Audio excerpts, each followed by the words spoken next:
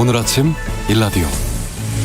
쓴바귀 잎을 뜯어서 나무를 하고 들판에는 보리싹이 익어가는 계절, 봄이 흘러가고 여름이 시작되는 문턱에 서 있습니다.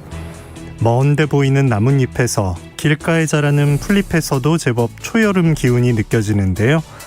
오늘이 바로 만물이 속도를 내며 자라고 가득 찬다는 소만입니다. 이 무렵에 부는 바람은 제법 차고 쌀쌀하다더니 밤새 내린 비에 오늘 아침도 꽤 서늘합니다. 농가에서는 1년 중 가장 바쁜 시기, 건강을 미처 돌볼 틈도 없이 바쁘시겠지만 그래도 건강이 제일 중요하죠. 건강과 농사 잘 챙기시기 바랍니다. 5월 21일 금요일 오늘 아침 일라디오 출발합니다. 저는 아나운서 김재홍입니다.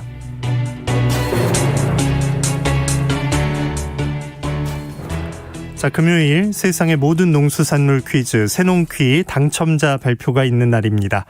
지금 가장 맛이 좋고 몸에도 좋은 건강한 우리 농수산물 정보가 있는 시간 새농퀴. 이번 주 정답과 함께 선물 받으실 분들 지금 알려드립니다.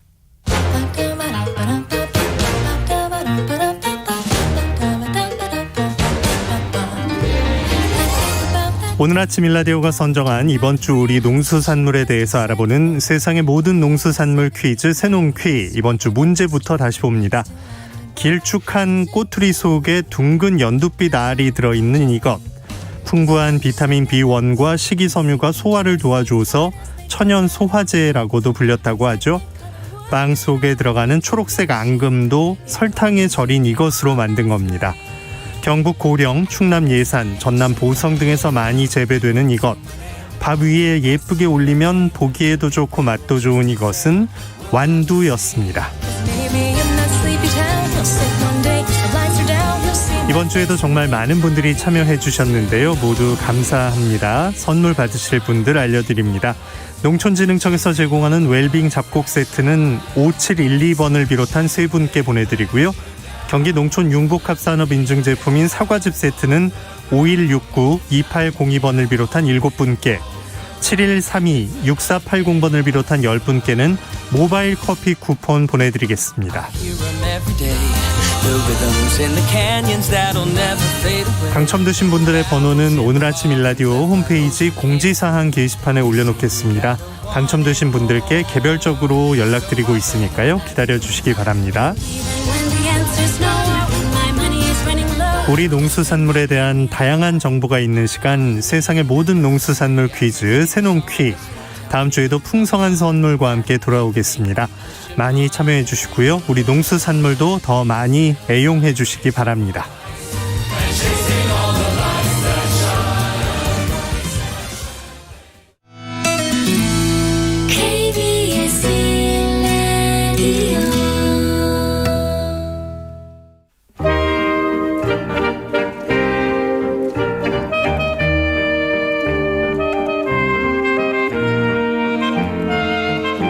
농협은행의 직원들이 신용카드 연체를 막으려고 106차례에 걸쳐 전산을 조작해 제재를 받은 것으로 드러났습니다.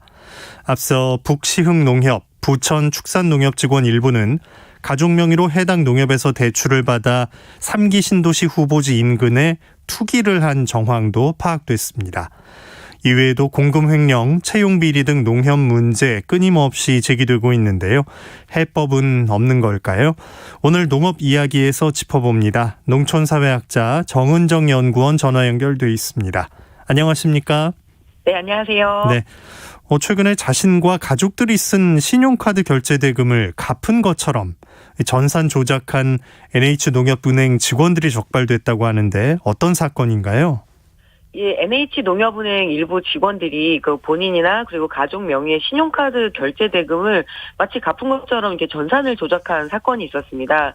그리고 나중에 이 해당 금액을 마련을 해서 대금을 결제했다가 이제 적발돼서 제재를 받은 건데요. 이게 지난 3월 19일에 이렇게 뒤늦게 드러났습니다. 전산 조작 당일에 카드 대출금이 한도가 복원이 되면 현금 서비스를 받고 다시 그 자금으로 이렇게 상환을 하고 뭐 이렇게 좀 복잡하게 전산처럼 처리를 한 건데요. 이들이 2016년 8월부터 2018년 3월까지 실제로 자금을 입금하지 않고도 전산조적으로 약간 입금 처리한 금액이 약 106건, 3억 7천만 원에 이르는 그런 좀 황당하다고 할까요? 이런 사건이 있었습니다. 예. 네. 아니, 남들은 할 수 없는 일인데 지위를 이용해서 한 거네요. 네네. 이런 걸 금융감독원이 좀 봐야 할 텐데 징계가 과태료 부과로 끝이었네요. 예, 금융당국이 지금 이제 기관 제재를 병행을 해서 농협은행에는 과태료 5억 8,400만 원을 부과했고요. 그리고 은행법을 위반한 이 농협은행 직원 7명에게는 각각 과태료를 180만 원에서 2,500만 원 정도를 부과를 했습니다. 하지만 은행 직원의 이 전산 조작 행위라는 중대한 위반 행위가 벌어졌는데도 금융위가 너무 약한 제재를 내렸다는 지적이 있어 왔는데요. 뭐 금융당국 같은 경우에는 뭐 이렇게 언론에 보도가 되거나 혹은 이제 사회적 물의를 일으키지 않았고 실제로 피해가 없었기 때문에 뭐 이 정도로 넘어간다, 그러니까 경미한 사건이다라고 판단을 한 건데요. 글쎄요, 일반 시민들의 입장에서 보면 굉장히 미진한 제재의 결과라고 할 수 있습니다. 네.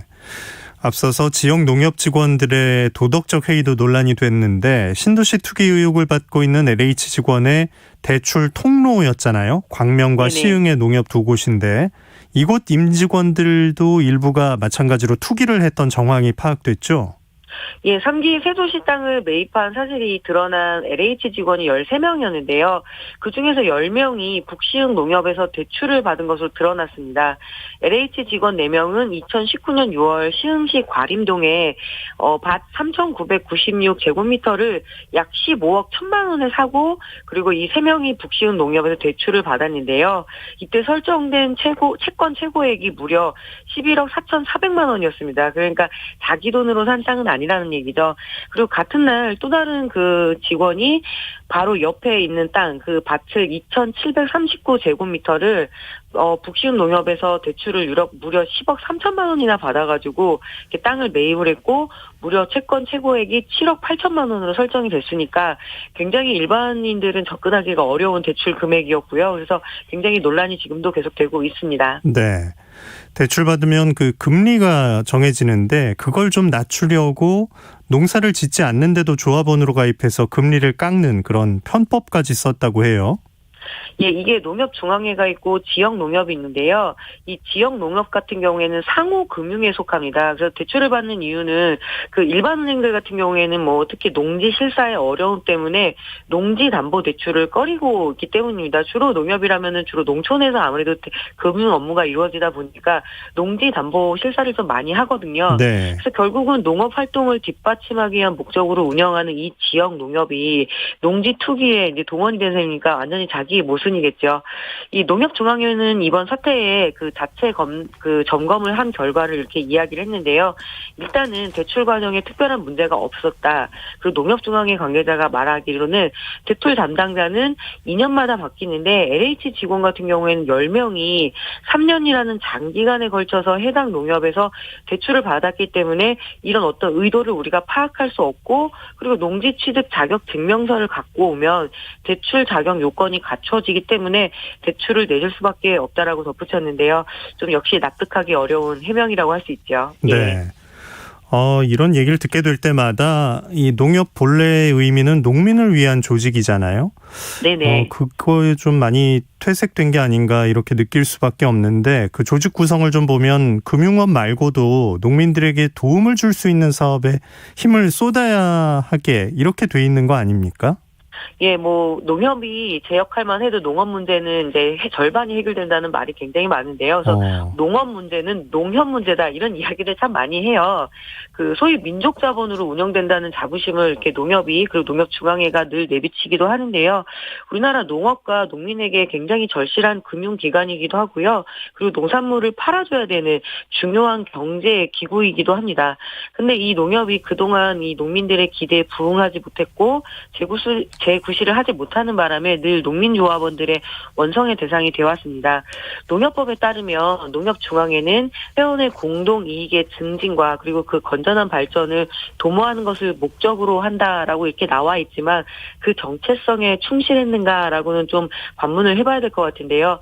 지금은 이 주식회사인 지주회사 체제로 이렇게 좀 재편이 됐습니다. 그래서 회원조합과 조합원에 복무하는 명실상부한 연합체 체제로 하루빨리 이제 개혁해야 한다라는 이야기가 나왔습니다. 그 역대 정부에서 늘 농협 개혁 카드를 들고 나왔었는데요. 왜냐하면은 농정 개혁의 주요 가장 우선 과제였기 때문입니다. 그리고 그거의 가장 큰 핵심이 신용사업, 즉 금융사업과 그리고 경제사업, 그 농민들이 얻은 농산물을 팔아주고 판로를 개척하고 이런 어떤 경제사업을 분리하는 것, 이것이 가장 핵심이었는데요. 2011년에 형식적으로는 분리가 됐습니다. 하지만은 실제로 경제사업이 제대로 이루어졌는가라는 거에 대해서는 늘 의문이 들고요. 그래서 이거에 대한 불만이 가장 큽니다. 하지만 이 농촌에서는 농협에 의지해서 살아갈 수밖에 없기 때문에 특히 농협의 이런 어떤 더딘 개혁의 속도라든가 아니면 이런 비리의 문제는 굉장히 체감 정도가 매우 다르거든요. 그래서 우리 일반 시민들도 이 농협 개혁의 문제에 더욱더 깊은 관심을 가져야 될 것 같습니다. 네. 현장에선 뭐 늘 목소리가 높고 또 새 정권들도 그걸 듣고 늘 국정과제로 농협 개혁을 제시했는데 그런데도 이렇게 힘든 일이군요. 일단 관행대로 해왔던 것들이고요. 그리고 농어촌 지역사회 그 농협, 조합장, 그리고 그 임직원들은 거의 토세력화 되어 있습니다. 그리고 이제 선거에도 많이 개입을 하고요. 그래서 이제 그 어떤 비판에도 흔들리지 않을 정도가 되어버렸는데요. 그동안 여러 차례 중앙의 개혁이 번번이 실패로 끝나버렸는데 그 가장 커다란 책임은 아무래도 정부가 조금 이렇게 손을 놓은 부분도 분명히 있습니다. 역대 정부의 어떤 그 농림부는 농민조합원으로부터 농협 개혁의 요구가 거세지면 그때 이제 농업개혁위원회나 이런 어떤 기구들을 만들어가지고 개혁을 할 것처럼 이렇게 했지만 결말은 언제나 이 농협 중앙의 자체 뜻이 더 잘 반영된 사안으로 끝나버렸거든요. 그래서 이번 정부에서도 제대로 개혁을 이루지 못했기 때문에 이 개혁의 어떤 고삐를 계속 이렇게 좀 박차를 가해서 차기 정권이 어느 정부가 들어서든 꼭 이 문제는 좀 해결을 해야 될 것 같습니다. 예. 조합원인 농민들을 먼저 생각을 해야 하는데 자신들이 그 행사할 수 있는 것들을 해버리는 게 문제인 거죠. 네네. 그 채용 비리도 한 축이 되고 있죠. 워낙 많아서 일일이 사건을 열거하기도 어려울 정도인데요. 지역에 내려가게 되면은 농협위에서 취직하는 건 그 자식들이나 조카들이나 친인척들의 채용 비리는 굉장히 비일비재한 일이었습니다. 특히 농축협 지역조합이 채용 절차를 준수하지 않고 혹은 일부 절차를 생략하거나 근무평가 점수의 변경을 지시하거나 또 임직원의 친인척, 자녀를 채용하기 위해서 온갖 특혜를 이렇게 저은 것으로는 그동안 많이 드러났는데요. 일례로 2019년에 그 통계를 보게 되면 축협 500개 그리고 수협 47개, 산림조합 62개 이 전체 지역조합에서 채용 실태 조사를 벌였더니 그 결과 1,040건이 적발이 됐습니다. 사건의 경중은 있는데 아주 그냥 심각한 채용 비리의 혐의도 23건, 그리고 중요 절차 위반한 게 156건, 그 나머지는 단순 기준 위반인데요. 글쎄요, 일반 사기업이나 지금 안 그래도 이렇게 청년들이 취업하기 어려워서 굉장히 어려운 이런 상황에서 이런 소식을 들으면 얼마나 좀 좌절이 심할까 이런 고민이 많이 드네요. 네. 최근에 상식과는 많이 벗어나 있다는 그런 게 진짜 그 적발 건수에서 드러나는데 횡령도 단순한 문제가 아니잖아요. 근데 이것도 많다면서요. 네, 농협조합장들의 해외 연수에 관한 그런 횡령들은 너무나 흔한 이야기여서 이제 동네에서는 그랬구나라는 정도로 이렇게 반응을 보이는데요. 대부분의 조합장들이 1년에 이제 서너 차례씩 정례적으로 농협 돈으로 해외 연수를 다니곤 한다라는 이야기가 많았습니다. 하지만 이제 코로나19 때문에 제대로 이렇게 나가지 못하는 것 뿐인 거죠. 그래서 일반인들이 상상하지 못하는 일들이 그 해외에서 성매매 문제라든가 그리고 어떤 제대로 세간에 신고도 하지 않고 물건을 들여온다든가 이런 일들이 너무나 많았습니다. 일례로 전북 익산의 익산 군산 축협 같은 경우에는요. 사업장 부지 매입 비용을 부풀려서 집행한 의혹을 받았었습니다. 이렇듯 농협의 온갖 비리와 의혹이 끊이지 않고 있는데 이런 비리가 폭로될 때마다 이 농협 조합장 선거 국면에서 드러나거든요. 그래서 늘 뭐냐면 반성이 아니라 이거는 나를 떨어뜨리기 위한 선거 공작이다. 이제 이런 이야기들이 많이 나오는데요. 결국에는 비리가 있었기 때문에 서로를 공격할 수 있는 빌미를 제공하는 거죠. 그래서 전국의 이 1000여 개의 농협 중 어느 농협이든 깊이 들여다보면 이런 비리가 없는 곳이 없다라는 것이 지금 자주 섞인 반응이 많이 나옵니다. 예. 이걸 좀 원래 이렇게 해왔지 이렇게 당연하게 받아들일 게 아니라 진짜 어느 다른 기업 못지않게 좀 혁신을 해야 한다는 느낌이 드는데 네네. 원래 취지처럼 농민의 이익 증진 또 발전을 도모하는 농협이 되기 위해선 어떤 방향으로 변화하는 게 맞을까요? 일단 조합원들이 대부분 고령이고 또 농협 운영에 이해가 높지 않기 때문에, 그리고 또 지역사회 특징이 인연을 중시를 하거든요. 그래서 이 정서상 조합장에게 이렇게 어떤 올바른 소리를 하기가 굉장히 쉽지가 않습니다. 그래서 감시와 견제 기능이 굉장히 떨어져 있는데, 이것을 다시 농협 중앙에, 즉 고양이한테 생선 가게를 맡겼다라고 보통 표현을 하잖아요. 그래서 그게 딱 맞는 상황입니다. 그래서 제 식구 감싸기에 늘 급급하고요. 그래서 이 농협 역사에서 농협 비리가 중앙의 감사에서 드러난 사례가 없습니다. 그렇다면 결국에는 정부가 적극적으로 나서야 되는 거죠. 그래서 이런 농민의 이익 증진과 발전을 도모를 하려면은 일단 이 농업 개혁의 핵심에는 연합회 체제로의 전환을 많이 주장하고 있습니다. 지금은 농협 중앙회가 경제사업 그리고 금융지주를 100% 소유하고 있고, 신용사업과 경제사업을 분리를 했지만 결국에는 이 신용사업도 경제사업도 그리고 지도, 감사까지 농협중앙회가 다 관장을 하고 있거든요. 네. 그래서 세계 어디에도 없는 이런 공룡 조직이 된 게 지금 한국의 농협인데요. 농민과는 점점 멀어지고 있고, 그래서 이를 되돌리려면 결국엔 지역연합회 그리고 풍몬연합회, 이런 어떤 체제의 그 전환이 있어야 되고, 무엇보다 오늘 이 방송이 하는 의도는 뭐냐면 그냥 농협의 일이지 이건 농민의 일이다, 농촌의 일이다 이렇게 생각하면 안 되고, 시민사회에 아주 매서운 눈길이 굉장히 필요한 사안입니다. 예. 네. 우리 농업을 업시키고 농촌과 농민의 삶을 업시키는 농업 이야기, 정은정 연구원과 함께했습니다. 고맙습니다. 네, 감사합니다.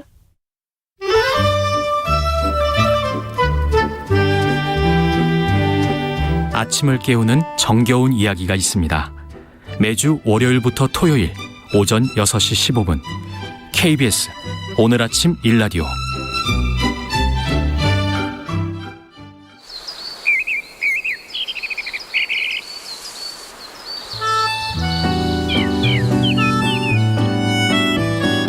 숲으로 가는 길.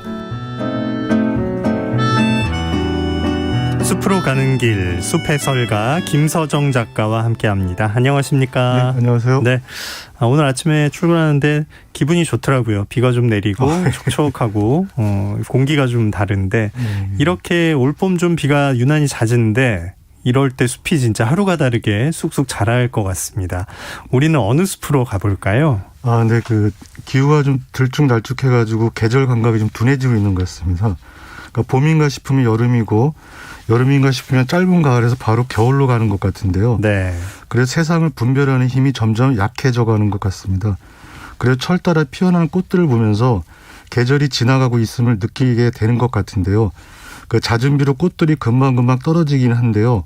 최근 하얀 꽃들이 많이 피어 있는 걸 보셨을 겁니다. 예. 그래서 오늘은 평상시에는 키도 작고 줄기와 가지에 큰 특징이 없어 관심을 끌지 못하다가 푸른 잎과 하얀 꽃이 동시에 나면서 시선을 확 끌어당기는 갇힌 박달을 소개해드리겠습니다.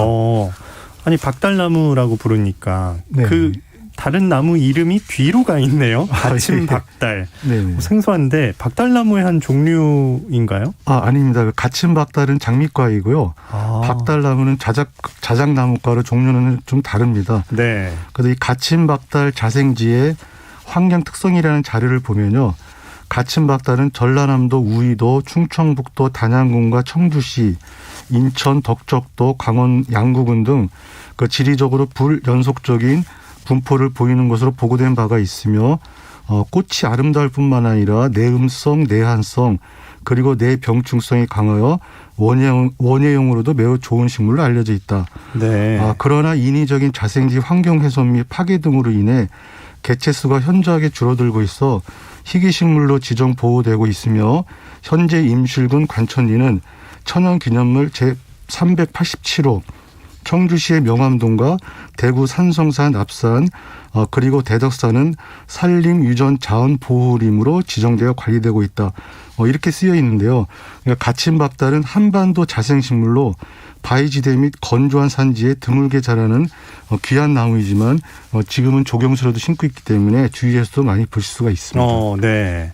지금 유튜브 화면에 갇힌 박달 사진이 올라와 있는데 진짜 초록과 하얀 꽃의 조화가 참 좋네요. 네네. 본 적이 있는 것 같기도 하고 진짜. 키가 클 거라고 생각을 했는데 그렇진 않습니다. 네네. 울타리 정도의 높이, 조경수로 잘 어울릴 것 같은데 희귀 식물이긴 해도 여러 곳에서 자라고 있다. 그중에 어디에서 보신 건가요? 예. 그래서 그 자료에 보니까 여러 군데가 있어가지고요. 제가 검색을 하던 중 가침 박달꽃을 주제로 해마다 축제를 하는 곳이 있었습니다. 지금은 코로나로 중단이 되어 있지만 우리가 잘 모르는 꽃을 가지고 축제를 한다는 게 궁금해서 그 축제를 했다는 충북 청주시 명암동 화장사 가침박달 군락지에 가보았습니다. 네. 화장사는 사찰인데요. 그 입구에 서니까 가침박달나무 꽃 군락지라는 안내판이 있었고요. 거기서부터 지름 3에서 4cm 정도 되는 5장의 하얀 꽃이 은은하면서도 눈부시도록 아름답게 피어있는 가침박달을 볼 수가 있었습니다.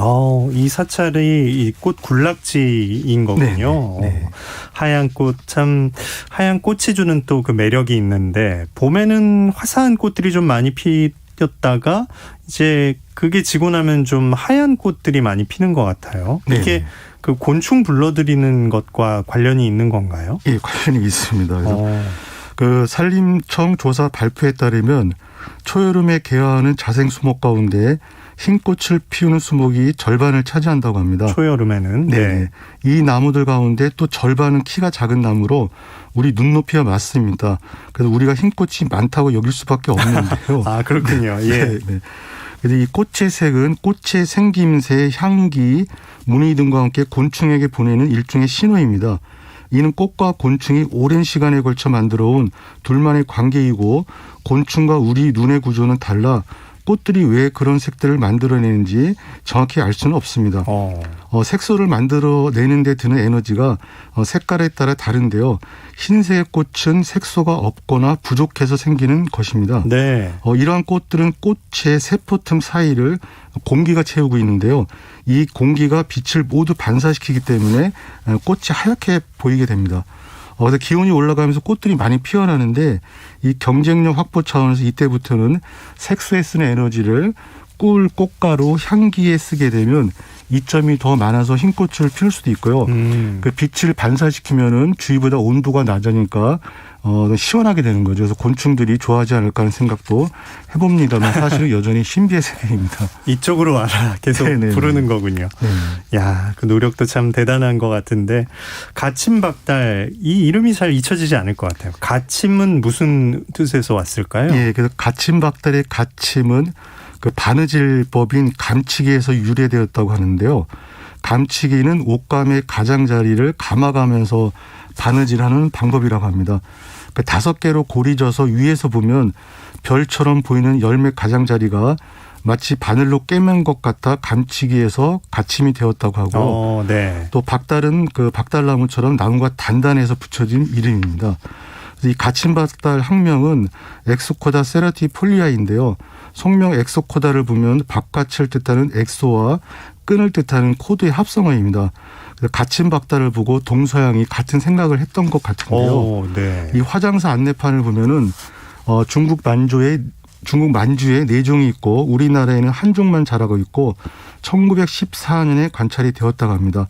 그 앞줄에 불교에서 가장 높은 경지의 깨달음을 상징하는 깨침꽃이라고 불려지고 있다는 문상도 상당히 인상적이었습니다. 야, 군락지도 사찰에 있고 깨침꽃. 그러니까 불교꽃 하면 연꽃을 먼저 떠올리게 되는데 가침박달에도 깨침이라는 의미가 들어있다고요? 예, 그래서 잠깐 말씀드리면요. 가침박달을 까침박달로 부르기도 한답니다. 예. 그래서 까침과 깨침이 비슷해서 그런 것인지도 모르고요. 그거 스님은 가침박달 꽃의 아름답고 순박한 자태가 마치 4월 오신 부처님 같아 깨침꽃이라고 부르고 있다라는 말씀을 하셨는데요. 그 석가탄신일 무렵에 피어서 그런 것인지 한 나무에 무성하게 피어있는 가침박달 흰꽃을 보고 있으면 마음이 맑아져서 그런 것인지 잘 알 수는 없습니다. 하지만 분명 그 꽃을 마주하고 있는 순간만은 황홀해서 그 다른 생각이 비집고 들어올 틈이 없었던 것 같은데요. 그렇게 잠시 무념무상의 세계에 있을 수 있는 것 가침박달꽃이 준 선물 같았습니다. 네. 그래서 우리가 혼잡한 생각을 멈추게 해주는 하얀 꽃들이 가침박달 말고도 주위에 숱하게 많은데요. 가침박달 영어 이름은 코리안 펄 부쉬입니다. 진주처럼 빛나는 한국의 나무라는 풀이도 가능한데요. 이 나무가 부여주는 순백색이 진주처럼 아름답게 빛나고 있어 그렇게 부르는 것인지도 모릅니다. 꽃에 넋을 잃을 시간이 지났다면 한 발 뒤로 물러서서 지난해 이맘때부터 녹색에서 노란색으로 그리고 가을에 젓갈색으로 익은 묵은 열매가 잎과 꽃 사이사이에 매달려 있는 모습도 함께 보시면 가침박달과 마주한 순간이 더 빛날지도 모릅니다.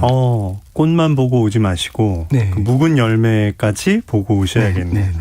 진짜 요새는 어디 하는 곳에 집중하기가 참 어렵잖아요. 맞습니다. 진짜 꽃 바라보면서 아무 생각 없이 무념무상의 세계로 한번 잠깐 들어갔다 나오시는 것도 좋을 것 같습니다. 또 다른 나무들은 뭐가 있었나요? 예, 그 가침박달은 이름에 박달이 들어가 있지만은 말씀드리는 장미과 나무로 장미과이다. 예, 자작나무과에 속하는 박달나무는 아무런 관계가 없다고 제가 말씀을 드렸는데요. 이 나무가 단단해서 박달이라는 이름이 들어가 있는데 제가 화장사 뒷산을 이렇게 살펴보니까 한눈에 봐도 알아볼 수 있는 물박달나무가 크게 자라고 있어 물박달나무를 소개해드리겠습니다. 얘는 이제 박달나무인 거죠. 야, 이렇게 또 싹 한번 둘러봐야 또 다른 것도 보고 오실 수가 있습니다. 키가 아주 컸나보죠? 네, 맞습니다. 그래서 물박달나무는 낙엽 교목으로 높이가 15m까지 자라는데요. 그 남부지방 일부를 제외하고 어디든 자라고 있어 많이 볼 수가 있습니다. 이 나무를 금방 식별할 수 있는 것은 지저분한 나무 껍질입니다. 사실은. 마치 글이 잘 안 써져가지고 원고지를 확 구겨가지고 나무에 탁 붙여놓은 모습 아이고. 같다는 인상을 제가 받았는데요. 예. 회갈색 나무 껍질이 종이장처럼 얇게 갈라지면서 뭉쳐있는 것처럼 보여서 멀리서도 금방 식별할 수가 있습니다. 이게 매끈한 나무도 있고 네. 소나무 같은 것도 있지만 얘는 종이를 구겨서 붙여놓은 것 같은 느낌이다. 이렇게 지금 유튜브에 사진 올려주셨는데 이렇게 가까이에서 찍어서 보여주고 계십니다. 예. 이 나무 껍질 이게 자작나무 떠올리니까 또 그건 또 다른 느낌이고요. 예, 그래서 나무 껍질이 벗겨지는 것, 그 자작나무과 나무들이 가지고 있는 특징인데요. 우리가 잘 아는 자작나무도 하얀 껍질이 군데군데 벗겨지는 모습을 볼 수가 있습니다. 네네. 이는 자작나무과 나무들은 본래 추운 곳에서 자라는 나무들입니다. 그러니까 추운 겨울 두꺼운 옷 하나 입는 것보다 얇은 옷을 여러 개 입는 게 더 따뜻한 것처럼 나무 껍질을 얇게 많이 만드는 생존 전략을 택했습니다. 물박달나무는 물가를 좋아해 물이 붙은 거라고도 하고요. 박달나무보다 조금 물러서 물이 붙었다고도 합니다. 나무 껍질의 가장 큰 특징을 가지고 있는 물박달나무를 보면서 왜 나무들은 저마다 나무 껍질 모양이 다를까 하는 질문이 생겼습니다. 맞아요. 우리는 이제 나무를 구별할 수 있으니까 좋긴 한데 왜 애초에 그렇게 됐을까 궁금해지네요. 예. 그래서 그 식물학자분이 쓰신 책을 보니까요. 나무 껍질 모양이 나무마다 다른 이유는 생물마다 세포의 크기와 모양이 다르기 때문이다. 그 나무 껍질에 일을 하는 세포들이 모여있는 집단을 수피 조직이라고 하는데요. 이 수피 조직이 죽고 나면 수분들이 빠져나가게 됩니다.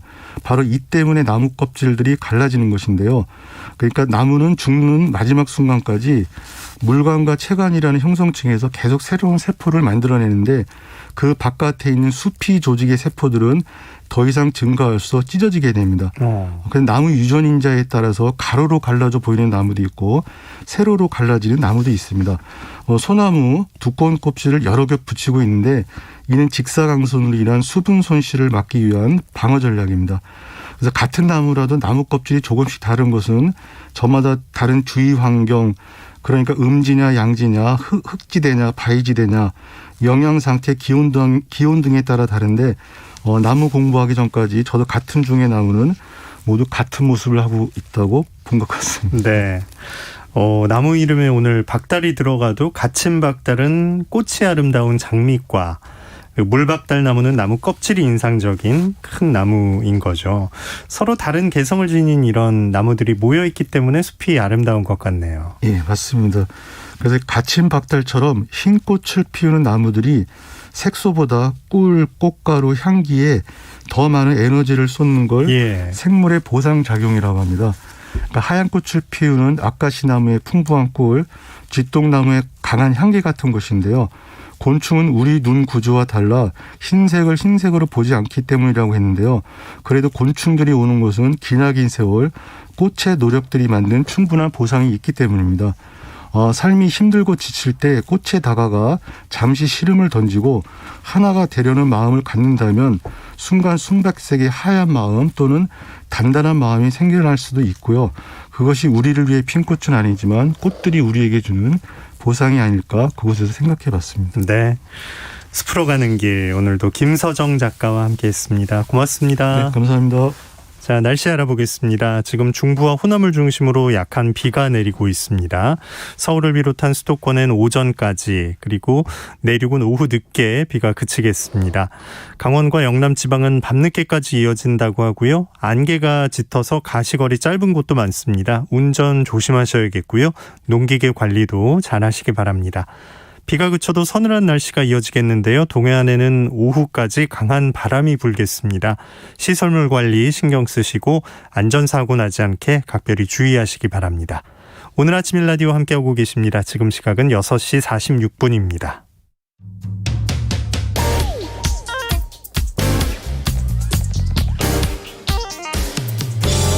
오늘 아침 뉴스 브리핑 정상근 기자와 함께합니다. 안녕하십니까? 네, 안녕하십니까? 네, 코로나19 상황부터 알아볼까요? 네, 어제 0시 기준 코로나19 신규 확진자 수가 646명이 나왔습니다. 전날보다 소폭 줄었습니다만 이틀째 600명대 확진자인데요. 다만 그 전주 목요일에 비하면 약 70여 명 정도 줄었고 또 오늘은 500명대 확진자가 나올 것으로 예상이 되고 있습니다. 이 경기도 안산시 한 교회에서 15명, 부천시 한 교회에서 11명, 또 서울 구로구의 한 교회에서 10명 등 교회를 통한 확진이 이어지고 있고요. 이 서울에 소재한 학교 곳곳에서도 소규모 감염이 이어지고 있습니다. 서울 영등포구의 음악 연습실에서도 19명이 누적 확진이 됐고요. 또 경북 김천시의 한 단란주점에서도 11명이 확진 판정을 받았습니다. 한편 60세 이상 74세 이하 국민들을 대상으로 백신 접종 예약을 받고 있는데요. 어제 0시 기준 고령층 예약률이 50.1%가 나왔습니다. 가장 먼저 예약을 시작한 70에서 74세는 62.6%까지 올라왔지만 65에서 69세는 55.1%, 60에서 64세는 39.7%에 그치고 있습니다. 전반적으로 예약률 증가가 더뎌지고 있는데요. 방역당국은 3분기로 접어들면 연령대가 낮은 국민들을 대상으로 백신 예약을 받기 때문에 이 고령층들의 접종이 4분기로 밀릴 수 있다며 빠른 예약을 당부했습니다. 특히 코로나19는 고령층에게 치명적인 영향을 주기 때문에 본인과 가족들의 관심을 당부하고 있고요. 또 백신 인센티브를 주는 방안도 고려하고 있습니다. 네. 국민의힘 당대표 경선에 어제 나경원 전 원내대표에 이어서 이준석 전 최고위원도 출마했네요. 네, 이준석 전 국민의힘 최고위원은 어제 오후 당사에서 기자회견을 열고 이번 전당대회를 통해서 불가역적으로 보수를 바꾸고 대한민국을 바꿀 수 있다며 다시는 진실과 정론을 버리지 않을 것이고 비겁하지 않을 것이며 극단적인 주장이나 수단과 완전하게 결별하겠다라고 주장했습니다. 이준석 전 최고위원은 젊은 세대에게 약속해야 할 것은 개방이고 경쟁이라며 누구나 자신의 실력을 바탕으로 당에서 활동할 수 있도록 경쟁 선발제를 주요 당직에 도입하겠다라고 약속했고요. 또 지방선거부터 이 당이 공천하는 모든 공직선거 후보자에게 최소한의 자격을 요구하겠다라고도 덧붙였습니다. 이준석 전 최고위원은 출마 후 첫 일정으로 TK 방문을 꼽았고요. 이 정치 경험 부족이라는 지적에 대해서는 윤석열 전 검찰총장이 들으면 깜짝깜짝 놀랄 것이다라며 애둘러 반박을 했습니다. 네. 더불어민주당이 부동산 보유세 감면 기준을 완화하기로 했다고요?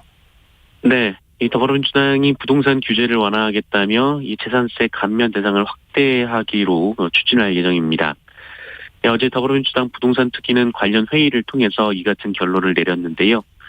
1가구 1주택자 재산세 감면 기준을 기존 6억 원 이하에서 9억 원 이하로 상향하기로 했고 이에 대해서는 이미 정부와도 공감대를 이룬 것으로 전해지고 있습니다. 이번 회의 결과로 이 재산세 감면이 민주당 정책으로 확정된 것은 아닙니다만 이 당 지도부가 당론 채택을 추진할 것으로 보이는데요. 이 국민의힘도 만시지탄이지만 잘못된 걸 고치는 건 다행이다라며 이견을 보이지 않은 만큼 조만간 법안 처리도 될 것으로 보입니다. 다만 논란이 되고 있는 종합부동산세나 양도소득세 중과는 기존 정책 그대로 유지할 것으로 보입니다. 네. LH의 직원들이 정부 정책을 이용해서 뒷돈을 챙긴 사례가 있었다. 이게 드러났다고요? 네, 정부가 빌라나 오피스텔을 사들여서 집을 구하기 어려운 시민들에게 임대를 하는 사업이 있습니다. 그런데 이 제도를 이용해서 뒷돈을 챙긴 LH 직원들이 있었습니다. 이 LH 직원으로 재직하다가 2015년 퇴직한 김모 씨는 이 경남 창원의 다세대 주택을 건축해서 이 주택을 한 달여 만에 LH에 팔았습니다. 네. 이 사람은 자신이 직원으로 재직하던 시절에도 자신의 처남들 소유의 건물을 시세보다 150% 더 비싸게 구매를 했고요.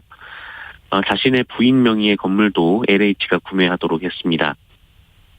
LH는 이런 일을 막기 위해 이 현직 직원과 배우자, 이 직계가족의 주택은 LH가 구입할 수 없다라고 정해놨습니다만 이 김모 씨는 전직 직원이기에 이 규정을 피해갔고요. 자신이 재직하던 중에는 직계가족이 아닌 처남의 명의로 건물을 돌렸습니다. 또 있는데요. 이 매입 임대 사업을 몇 년간 담당해왔던 LH 간부가 이 건설업자들에게 수천만 원을 받고 주택을 사들였다는 의혹이 나와서 감사실 조사를 받았다고 합니다.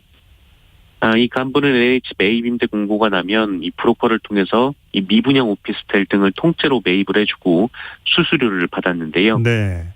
시세보다 비싼 값에 사들였다라는 주장도 제기가 되고 있습니다. 이 LH 인천본부 주택 매입 부장인 이 간부는 직위 해제가 됐고요. 이 중개업자와 시공사까지 LH는 조사를 마쳤습니다. 네. 10대들이 마약성 진통제를 흡입하다 적발됐다고요? 네, 이 마약성 진통제 중 하나인 펜타닐 패치를 불법 처방받아서 판매하고 투약한 10대 청소년 40여 명이 무더기로 경찰에 붙잡혔습니다. 이 학생들 중 10여 명은 이 펜타닐은 의사로부터 처방만 받으면 구할 수 있다는 사실을 알고 여러 병 의원을 찾아서 통증이 심하다며 이 펜타닐을 처방받아 모았습니다. 경찰은 지난해 6월부터 이 경남 지역 청소년들 사이에 이 펜타닐 남용이 퍼진 것으로 파악했는데요. 6개월 만에 경남과 부산 지역 12개 학교로 퍼졌고 이 기간 고등학생 23명과 학교 밖 청소년 5명이 이 펜타닐을 구입하거나 들이마신 것으로 드러났습니다.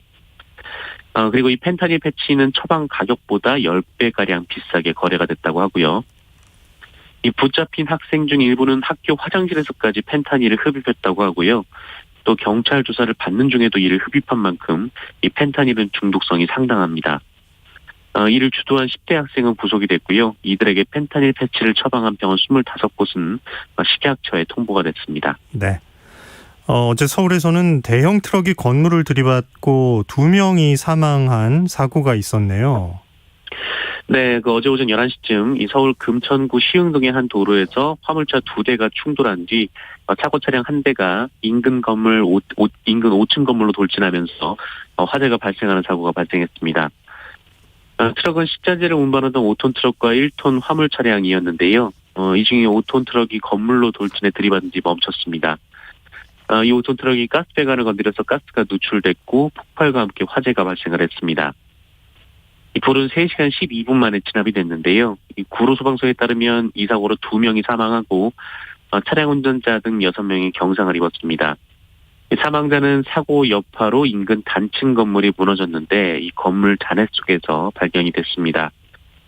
한 명은 길을 지나가던 중에 5톤 트럭에 받친 것으로 추정이 되고 나머지 한 명은 붕괴된 건물 안에 있었던 것으로 알려졌습니다. 네.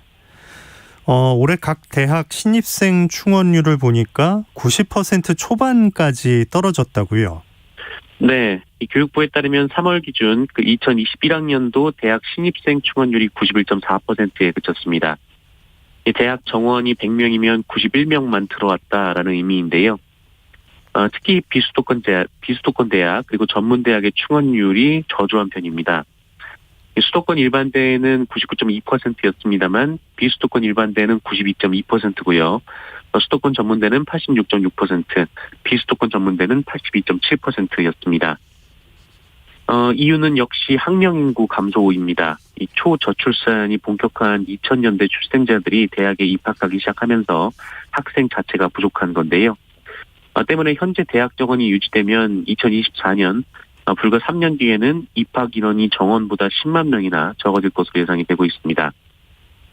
이에 따라 교육부는 권역별로 이 유지 충원율 기준을 정하기로 했습니다. 이 대학들의 자체 조정 계획을 먼저 받고 기준에 못 미칠 경우 감축을 권고하고 이행하지 않으면 재정 지원을 중단할 예정이고요. 이 나아가 재정 위험 대학 중 회생이 불가능한 경우 폐교 명령을 내리기로 했습니다. 네, 뉴스브리핑 정상근 기자였습니다. 고맙습니다. 고맙습니다. 자, 오늘 숲으로 가는 길 들으시고 윤희진님, 절 이름이 뭔가요? 하셨는데 충북 청주 화장사였습니다. 문은경님도 박달나무 많이 보고 컸어요 하셨고요. 한성동님, 소만인 오늘 지나면 내일 시골에 농사일 하러 갑니다 라고 보내주셨습니다. 오늘 아침 일라디오 오늘 순서 여기까지입니다. 건강하고 안전한 하루 보내시고요. 저는 다음 주 월요일에 다시 인사드리겠습니다. 아나운서 김재웅이었습니다. 고맙습니다.